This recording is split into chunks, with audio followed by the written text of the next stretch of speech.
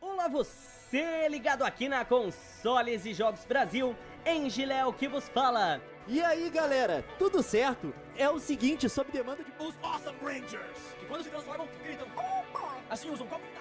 Fala galera, quem fala é o Fala galera, vocês estão no Gameplay RJ, quem fala com vocês? E aí pessoal, tudo É bem? o seguinte Quem galera, fala? estamos aqui.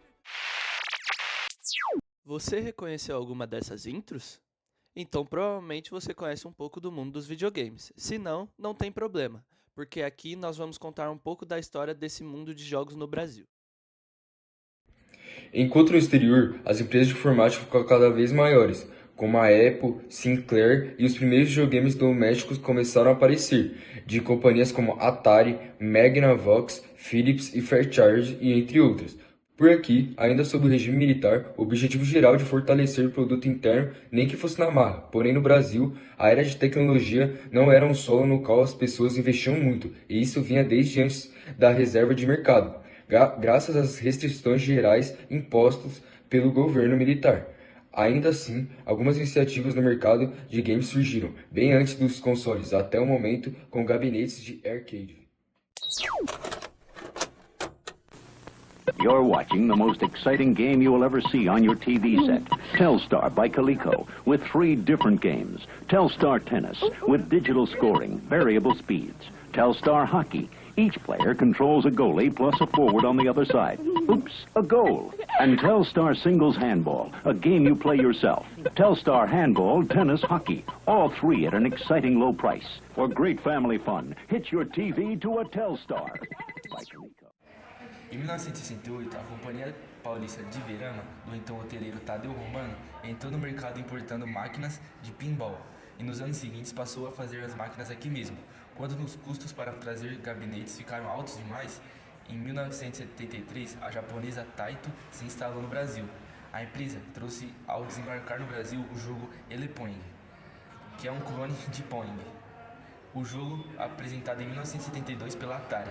Além disso, o Taito trouxe também alguns jogos eletrônicos simples e máquinas de pinball próprias.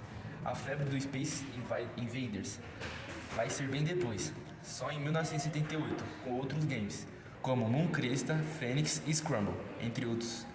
O público ele sempre existiu, mas o desafio a seguir é levar o produto para dentro de casa. O primeiro console fabricado e distribuído no Brasil foi o TV Ball, em 1976. Ele tinha 4 jogos no estilo Pong. Depois disso, outros games parecidos chegaram ao mercado. Os principais desse período são o Telejogo 1 e o Telejogo 2, que foram fabricados pela Phil, ou Ford. Já nos anos 80, o Atari 2600, originalmente Atari VCS, se tornou mais popular, junto com seus concorrentes diretos, como a Tectoy, que surgiu no mercado e, mesmo sendo uma empresa jovem, conseguiu ser a representante oficial da Sega em terras brasileiras. A empresa, com sede em Campinas e fábrica em Manaus, era responsável pela importação de um dos concorrentes do Atari, o Master System. Estamos sendo atacados. Usem as pistolas Light Phaser, os óculos 3D e boa sorte.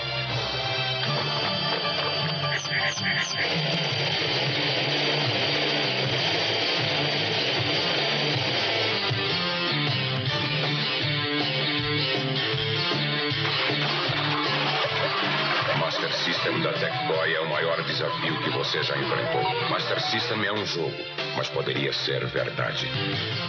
E junto dele, outros concorrentes eram Intellivision e ColecoVision.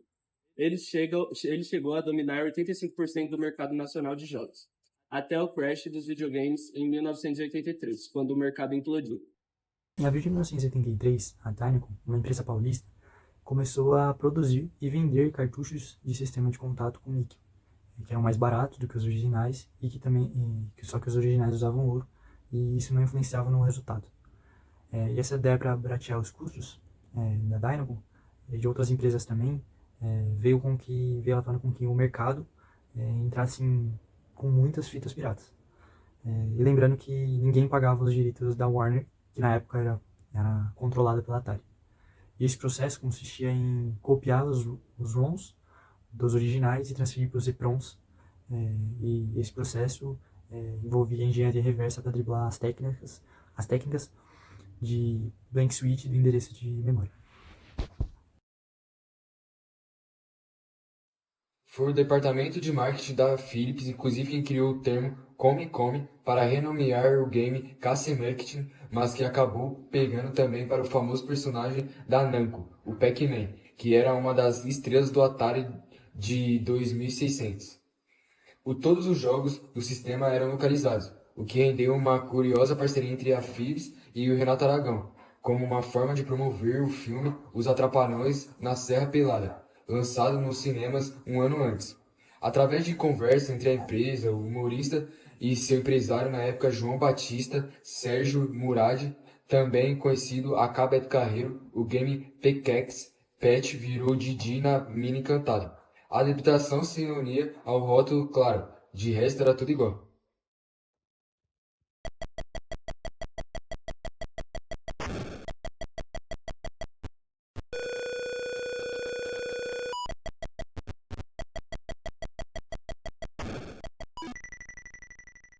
A famosa reserva de mercado, transformada na lei em 1984 com a PNI, impediu o lançamento oficial de diversos produtos tecnológicos, como computadores, e fez que a empresa locais aproveitasse a ausência do Atari 2600 original, preenchendo a demanda do público com inúmeros clones do console.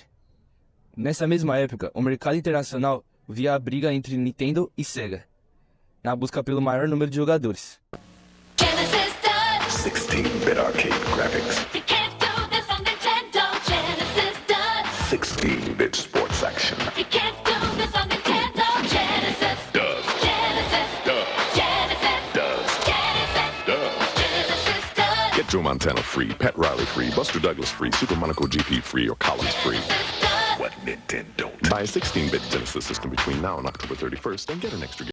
O único país que a empresa do Sonic venceu, a irmã japonesa, foi aqui no Brasil. Apenas no início dos anos 90, que a Gradiente e a Estrela conseguiram criar uma empresa para representar a Nintendo no Brasil.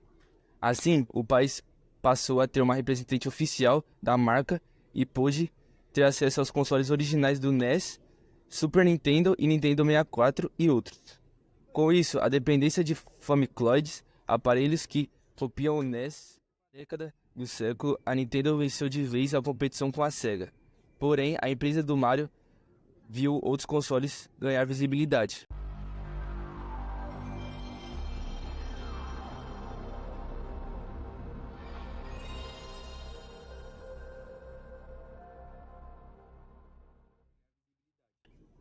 O PlayStation.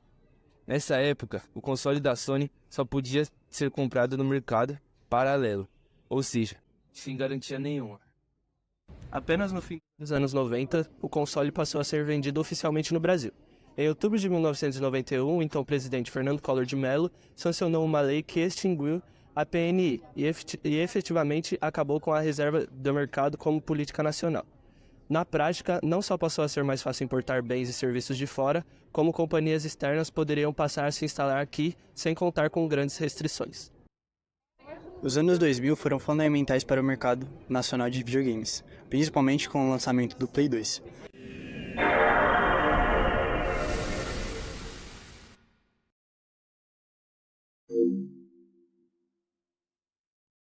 Nesse período, grandes franquias de cultura gamer surgiram, como o GTA San Andreas, que foi um clássico nos dias até hoje. Com o console, também produzia DVDs que permitiam com que os donos jogassem e assistissem jogos no mesmo aparelho. E essa diferença foi um ponto fundamental para o sucesso com a venda do PS2. A contabilidade do Play 2 com o Play 1 é a grande quantidade de jogos. Fizeram o seu nome nos anos 2000. E o incrível é que com o sucesso ocorreu sendo com um hardware menor e mais fraco do que os seus principais concorrentes, como o Xbox.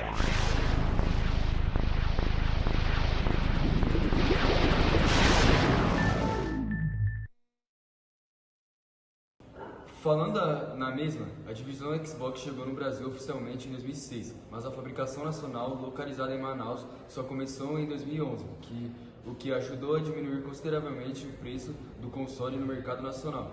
A Sony, sua vez, chegou ao país em 2009, com o PS2, o PSP e os jogos do PS3. A PSN nacional só foi inaugurada em 2013. Desde o início da pandemia, o mercado dos jogos eletrônicos no Brasil cresceu muito. A expansão do segmento já era expressiva antes de março de 2020, mas isso aumentou com o início na situação sanitária. Alguns dados do Games Brasil mostram algumas coisas importantes para entendermos um pouco sobre o público de games no Brasil. As principais faixas etárias estão entre 20 e 24 anos, que são de 20,5%. 17,7% estão entre 16 e 19 anos. 13,6% estão entre 25 e 29 anos. 48,3% preferem jogar pelo smartphone. Já 41,7% afirmam que preferem jogar entre outros dispositivos. As mulheres são a maioria entre os gamers e representam 60,4% dos entrevistados. A Sony não fabrica mais consoles em terras brasileiras. O mesmo se aplica na Microsoft, que nem pode iniciar a montagem do Xbox Series X e S local devido à pandemia da Covid-19. A Nintendo conta com distribuidores locais que importam consoles e localizam jogos. Embora o passado não tenha sido dos melhores, é preciso reconhecer que muita gente quebrou a cabeça para driblar a burocracia, seja com boas intenções ou apenas para lucrar, a fim de estabelecer o Brasil como um mercado viável para o consumo e desenvolvimento de jogos, independente do sistema. Mercado esse que no Brasil os jogos eletrônicos movimentam cerca de 2,3 bilhões de dólares, o que significa que um espaço da economia nacional depende deste mercado. Isso mostra que é uma boa investir nesse nicho, que está em constante ascensão. Algumas projeções apontam que o valor do mercado global de jogos em 2024 será de 219 bilhões de dólares. Os jogos eletrônicos podem ajudar no desenvolvimento das pessoas, como no pensamento lógico e também estratégico. Além disso, os jogos também podem ajudar na socialização e também no aumento da atividade cognitiva da pessoa. Ou seja, o hábito de jogar videogames pode ajudar a desenvolver várias habilidades mentais e físicas também. A presença dos games é tão importante no mundo atual que novas profissões surgiram no mercado. Algumas delas são focadas na área de desenvolvimento e de design de jogos, ao mesmo passo que muitas pessoas têm buscado descobrir como ser um streamer de sucesso, uma área de atuação completamente nova. Os jogos no Brasil já são parte da cultura nacional. Nos mais de 50 anos da indústria gamer do país foram feitas muitas contribuições para a sociedade, o que influenciou em áreas da tecnologia, cinema e literatura. Além disso, a cultura pop também foi moldada devido à presença dos videogames no mundo contemporâneo.